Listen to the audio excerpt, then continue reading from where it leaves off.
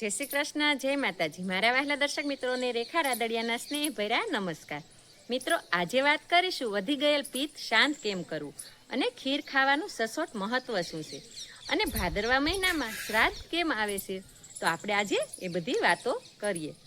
સરળ ભાષામાં આપણે સમજવાનો પ્રયત્ન કરીએ કે ભાદરવો મહિનો છે તે આપણા શરીર માટે કેવો હોય છે. કે જ્યારે વરસાદ પૂરો થવા લાગે છે અને શરદ ઋતુ આવતી હોય, એટલે ઓગસ્ટથી સપ્ટેમ્બરનો સમય હોય છે, ત્યારે આભ વધારે આભ તમે જુઓ ને તો આભ એકદમ ખાલી હોય અને ક્યારેક પણ માવઠું પણ પડે અને જમીનમાં ભેજ પણ હોય. અને આ દિવસોમાં તાપમાન ધીમે ધીમે વધવા લાગે છે. આ સમયમાં શરીરનું પાચન નબળું થઈ જાય છે અને શરીરનું તાપમાન છે તે અચાનક વધે છે. એટલે આયુર્વેદ અનુસાર આ સમયે શરીરમાં પિત્ત દોષ વધે છે. પિત્ત વધે એટલે પેટ ગરમ લાગે, વારંવાર તરસ લાગે, ઊંઘ બગડે, અચાનક ગુસ્સો વધી જાય, ગુસ્સો આવે, એસિડિટી થાય, ગેસ બને, આંખ લાલ પડી જાય, માથું દુખે, ઘણી વખત મોઢામાં સાલા પણ પડી જાય, મોઢામાં સાંદા પડે અને ત્વચા પણ બળવા લાગે છે. હવે આ પિત્તને કાબૂમાં લાવવું હોય તો શું કરવું જોઈએ? તો આ સમય દરમિયાન એવું ભોજન લેવું જોઈએ કે જે શીતળ હોય અને આપણા પાચન માટે એકદમ હળવું હોય અને શરીરમાં શાંતિ આપે. એટલે કે આ સમયે એવું હળવું ભોજન લેવાનું. તેમાં ખીર સૌથી બેસ્ટ છે. ખીર ખાવાનું પણ ઘણું મહત્વ છે આ દિવસોમાં. ખીર એ સદીઓથી આપણા માટે ઘરેલું આયુર્વેદિક આહાર છે.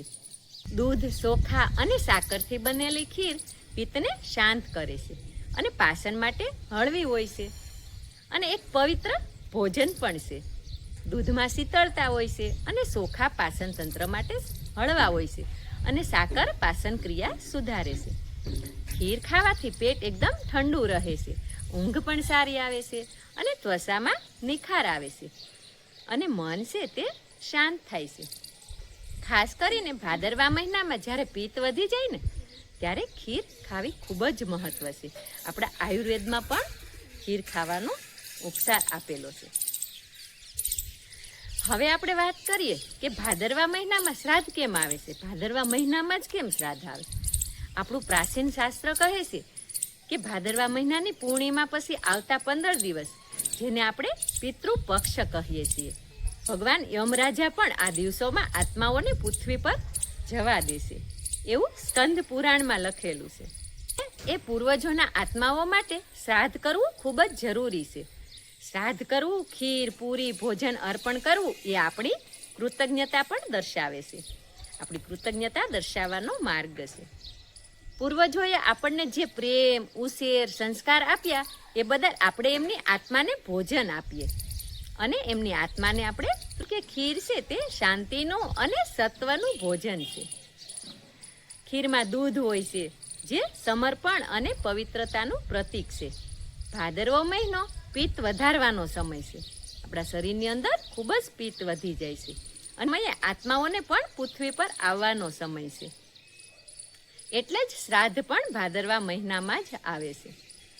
આ ખીર જેવી પવિત્ર, શીતળ અને પાચક વસ્તુ ભોજન રૂપે આપીએ છીએ ને, જેવી પવિત્ર, શીતળ અને પાચક વસ્તુઓ ભોજન રૂપે આપી શકીએ છીએ. આમ ખીર પિત્ત સમાવે છે, શરીરને ઠંડક આપે છે અને મનને શાંતિ આપે છે અને પિતૃઓ માટે શ્રેષ્ઠ ભોજન છે. ભાદરવો મહિનો આપણા માટે આરોગ્ય, શ્રદ્ધા અને શાંતિનો સંદેશ લાવે છે. આ મહિનો એવી રીતનો છે કે જો ખાવા પીવામાં ઉચિત કાળજી લઈએ ને તો તંદુરસ્તી સારી રહી શકે છે અને જો અધમ ખાવાનું ખાઈએ ને તો તંદુરસ્તી બગડી શકે છે, આપણે બીમાર પડી જઈએ છીએ. આ મહિને તળેલું, ખાટું, મસાલેદાર ભોજન આપણે ન લેવું જોઈએ અને ફ્રીજનું તો આપણે બિલકુલ ના ખાવું જોઈએ. જો થોડી કાળજી રાખવામાં આવે તો આપણે હેલ્ધી, સ્વસ્થ અને મસ્ત રહી શકીએ. એકદમ હળવું ભોજન, તાજું દૂધ, છાશ, ઘરનો જ ખોરાક આપણે ખાઈએ તો શરીર છે તે સારું રહે છે. આ મહિનામાં તુલસીનું અને કડવા લીમડાનું પણ સેવન કરવું જોઈએ. ખીર જેવી પવિત્ર વસ્તુનો પણ સમાવેશ કરવો જોઈએ. ખીર એક સરળ, ઘરેલું અને આયુર્વેદિક ઉપાય છે જે પિત્તને સમાવે છે, આરોગ્ય આપે છે અને જેવી પવિત્ર રીતિમાં પણ પિતૃઓને તૃપ્તિ આપે છે. ખીર ખાવી તે આપણા આરોગ્ય માટે પણ લાભદાયક છે અને પિતૃધર્મ માટે પણ ઉત્તમ છે.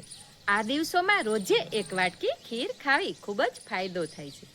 શ્રાદ્ધના દિવસોમાં પિતૃઓના અધૂરા કાર્ય પણ જો પૂરા કરવામાં આવે ને તો પણ પિતૃઓને પ્રસન્ન થાય છે અને આશીર્વાદ આપે છે અને આપણા ઘરમાં સુખ શાંતિ અને સમૃદ્ધિ વધે છે.